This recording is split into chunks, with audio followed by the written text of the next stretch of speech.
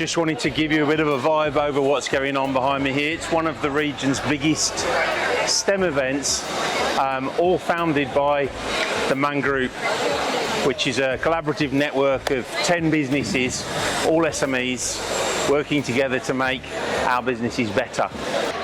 We've got around 130 learners here from 25 or so different schools from across the region, stretching as far down to Hereford, as far south as Stevenage, and as far north as Stafford. So quite a range of people all gathering in one room to build a model or a device from a blind brief. So they didn't know what they were doing until they turned up at 9 o'clock this morning, and they're all behind me here avidly working through design iterations and building the product. What is that product supposed to do, I hear you say?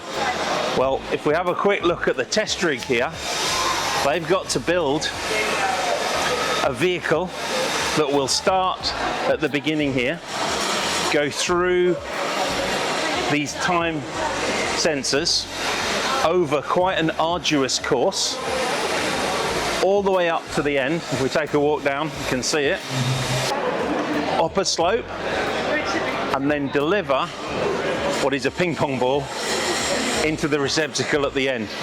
So there's multiple challenges here. It's got to have an electronic drive or a drive of some sort that can drive the vehicle down quite an arduous course. It's got to be able to cope with different gradients, different terrain over a long distance, and at the same time it's got to deliver a precious piece of cargo, a ping pong ball, into a receptacle at the end.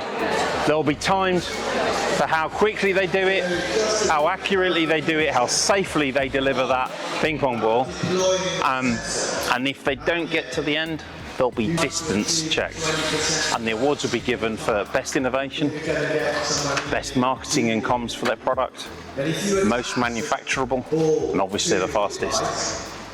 What a fantastic day, fantastic STEM event, getting young people into manufacturing and engineering.